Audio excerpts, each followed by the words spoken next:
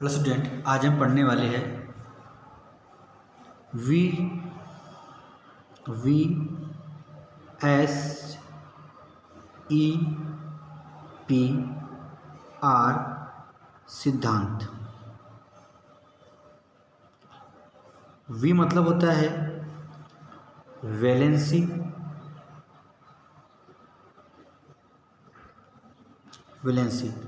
S मतलब होता है शेयर, ई मतलब होता है इलेक्ट्रॉन, पी मतलब होता है पेयर और आर मतलब होता है रिपल्शन। वीएसपीआर थ्योरी, इसको हम हिंदी में बोलते हैं संयोजकता, इसको बोलते हैं कोश, इसको बोलते हैं इलेक्ट्रॉन, इसको बोलते हैं युग्म, इसको बोलते हैं प्रतिकर्षण, और ये पूरा हो गया सिद्धांत। तो अब आपको इस का फुल फॉर्म मालूम हो चुका है। अब हम समझते हैं इसकी मीनिंग क्या है, इस फुल फॉर्म की मीनिंग क्या है। होता क्या है, अगर किसी का परमाणु का नाभिक है, उसके चारों ओर जो कोश होते हैं और जो बाह्यतम कोश होता है, उस बाह्यतम कोश में जो इलेक्ट्रॉन होते हैं उन्हें हम संयोजी इलेक्ट्रॉन कहते हैं। हम उन्हें प्रोटॉन कहते हैं। ये इलेक्ट्रॉन बंध निर्माण में भाग लेते हैं। मगर क्या होता है, कोई इलेक्ट्रॉन बंध के निर्माण में भाग नहीं लेता, कोई इलेक्ट्रॉन बंध में भाग लेता, उससे हम बोलते हैं लोन पेयर, अनाबद्ध इलेक्ट्रॉन युग्म। और कोई इलेक्ट्रॉन युग्म बंध निर्माण में भाग लेता है, उसे हम बोलते हैं बीपी, बॉन्ड पेयर इलेक्ट्रॉन युग्म। जो संयोजी कोश के इलेक्ट्रॉन बंध में भाग ले भी सकते हैं और नहीं भी, अगर नहीं लिए तो उसको बोलेंगे लोन पेयर, बोलेंगे लोन पेयर ऑफ इलेक्ट्रॉन। अगर लेंगे उसको हम बोलेंगे बॉन्ड पेयर ऑफ इलेक्ट्रॉन।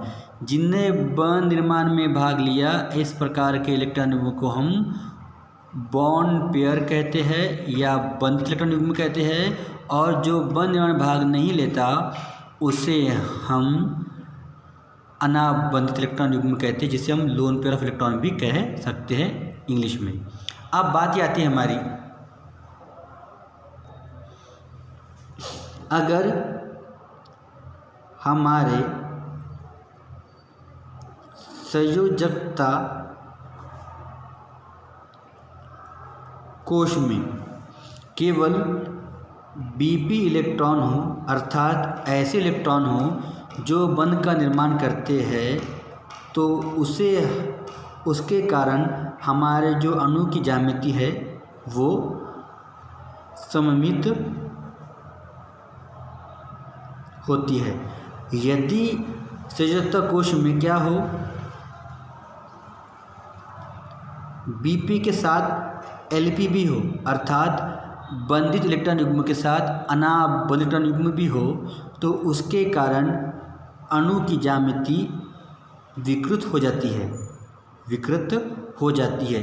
इसी सिद्धांत को हमने यहाँ पर आज पढ़ना है, और इस सिद्धांत को किसने दिया, कब दिया, मैं अब आपको बताने वाला हूँ, और इसके कुछ बिंदु भी जो आपको मैं आगे दिखाने वाला हूँ। तो अब समझ में आ रहा है आपको। अगर हमारे संयोजकता कोश में देखो, यहाँ स्पष्ट है संयोजकता कोश प्रतिकर्षण सिद्धांत। तो यदि संयोजकता कोश में अनाबंधित इलेक्ट्रॉन युग्म होंगे तो उस अणु की ज्यामिति बिल्कुल भी नहीं बिगड़ेगी। अगर संयोजकता कोश में बंधित और अनाबंधित दोनों तरह के इलेक्ट्रॉन युग्म हैं तो उसकी ज्यामिति बिगड़ जाएंगी। अब हम समझते हैं इसको सिद्धांत पॉइंट टू पॉइंट। तो मैं बता दूं, सबसे पहले सिद्धांत किसने दिया था, खोजकर्ता कौन है? इसके खोजकर्ता है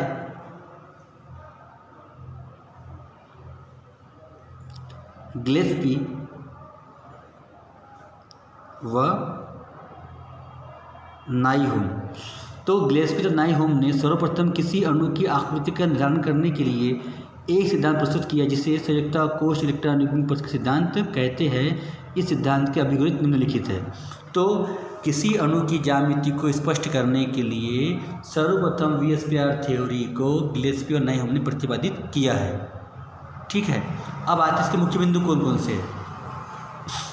अब एग्जाम्पल हम देखते हैं, आप समझिए, फिर हम समझेंगे इसका पूरा आंसर। देखो, मेरे पास ये CH4 है, मेरे पास ये NH3 है। अब इसमें केंद्रीय परमाणु कौन है? इसमें कौन है? इसमें केंद्रीय परमाणु कार्बन है। क्या है? कार्बन है, जिसमें 6 इलेक्ट्रॉन है।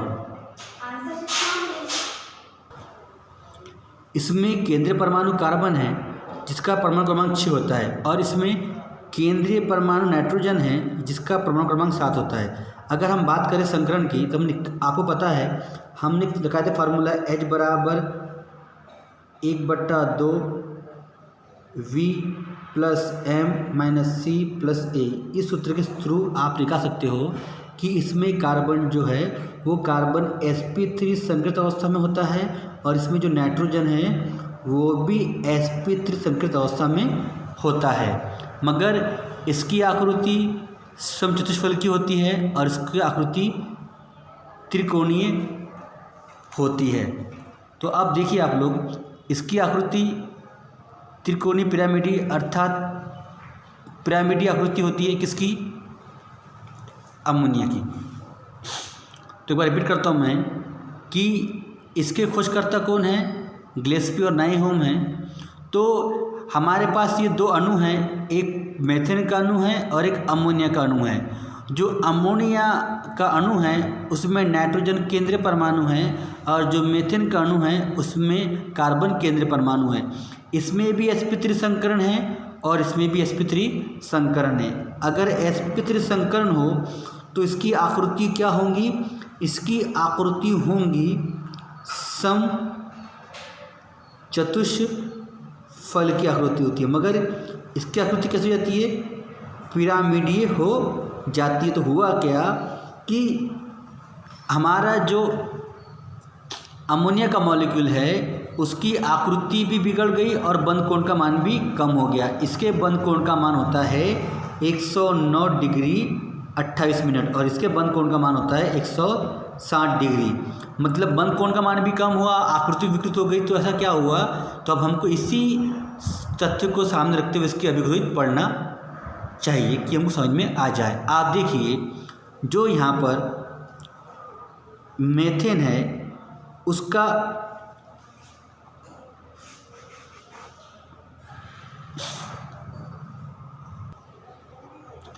अब हम लोग सबसे पहले संकरण का अध्ययन करेंगे मेथेन के अणु में।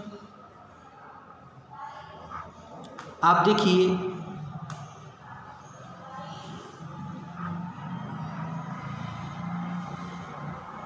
यहाँ क्या ले रहे हैं हम लोग? CH4 या NH3। ठीक है, अब इसको हम साथ साथ समझेंगे, फिर हमको जो ये सिद्धांत है वो आराम समझ में आ जाएगा। तो अब आप यहाँ ध्यान दीजिए, इस कार्बन का परमाणु क्रमांक 6 होता है और 2 और 4 हम लिखते हैं। इसका परमाणु क्रमांक 7 होता है, इसको हम 2 और 5 के रूप में लिखते हैं। तो इसमें जो सही इलेक्ट्रॉन है वो 4 है, इसमें जो सही इलेक्ट्रॉन है वो 5 है। ये कौन सा इलेक्ट्रॉन है? सही इलेक्ट्रॉन है, ये 4 और ये 5 है। अब हम लोग इसमें संकरण समझते हैं। कार्बन लेते हम कौन सा अवस्था में? ग्राउंड स्टेट में। तो होता क्या है, हमको भाइतम कुछ भाग लेता है, तो ये अगर आप इसको सॉल्व करोगे तो 1s2 2s2 2p2 आएगा। अगर सॉल्व करेंगे इसको तो क्या होगा? इसके अंदर 1s2 2s2 2p3 आएगा। तो आप देखिए, जो हमारा ये बाह्यतम कोश की हम लेंगे अब, तो यहाँ 2s है और यहाँ पर 2p है। तो अब S में 2 इलेक्ट्रॉन हैं, P में भी 2 इलेक्ट्रॉन हैं।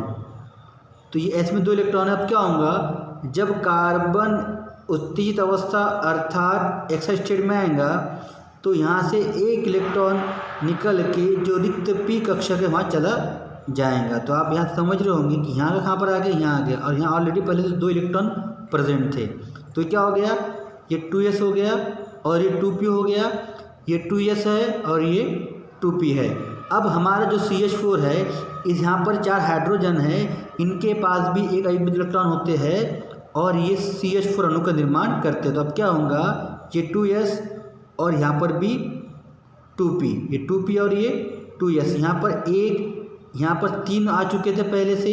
अब ये एक इलेक्ट्रॉन हाइड्रोजन का है, ये भी हाइड्रोजन का है, ये भी हाइड्रोजन का है, ये भी हाइड्रोजन का है। इन्हें क्या बना है, बॉन्ड पेयर। तो ये क्या होगा, Bp, ये भी Bp, ये भी Bp और ये भी Bp। अर्थात हमारा जो कार्बन है वो, उसमें सभी जो इलेक्ट्रॉन युग्म है वो बंधित है। अगर किसी भी सजगता कोश में बंध इलेक्ट्रॉन युग्म पाए जाते हैं तो उसके अंदर उसकी आकृति सममित होती है, अर्थात बिगड़ती नहीं है। और इसमें क्या होगा, 1s और 3p, अर्थात इसमें sp3 संकरण होगा और इसकी जो सममित आकृति है उसका आकार समचतुष्फलकीय होगा। तो अब हम लोग अमोनिया में देखते हैं क्या होने वाला है। आप देखिए, अमोनिया में ये इलेक्ट्रॉन है, ठीक है। तो ये नाइट्रोजन केंद्रीय परमाणु है, ग्राउंड स्टेट में लिखते थे विन्यास, पहले 2s आ रहा है, फिर 2p आ रहा है, ये 2s है और ये 2p है। तो आप देखिए यहाँ पर एक इलेक्ट्रॉन युग्म है, यहाँ 1 2 3, अब यहाँ 3 खाली है पहले से। तो क्या करेंगे, अब NH3 का मॉलिक्यूल बना लेंगे। यहाँ पर 2s लोन पेयर है और यहाँ पर सिंगल है, 1 2 3, यहाँ पर हाइड्रोजन का 1, हाइड्रोजन का 2, हाइड्रोजन का 3। तो Bp 1, Bp 2, Bp 3 और Lp 1। तो अब देखिए, इस संयुक्ता कोश में Lp भी है और Bp भी है, अर्थात इसकी आकृति अब क्या हो जाएंगी, असममित हो जाएंगी, अर्थात बिगड़ जाएंगी।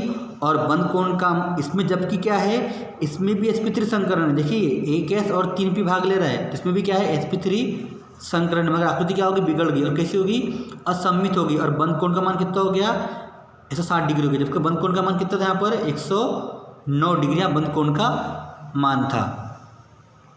तो आपको इन दोनों एग्जाम्पल को साथ रखते हुए अब इसका विपरीत समझना है। तो पहला विपरीत यह है, किसी अणु की आकृति केंद्रीय परमाणु के संयुक्ता कोश में उपस्थित बंधित और अनाबंधित इलेक्ट्रॉन युग्म पर निर्भर करती है।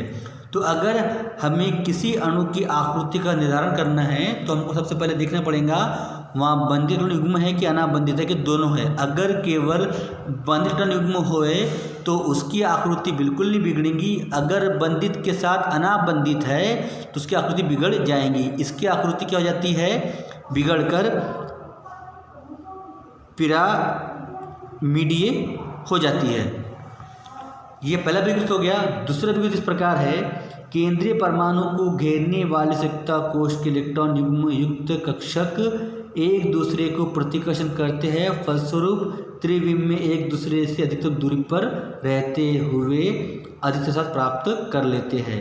वो ये बोलना चाहता है कि जो Bp इलेक्ट्रॉन युग्म है या Lp इलेक्ट्रॉन युग्म है, इनमें क्या होता है, आपस में प्रतिकर्षण होता है।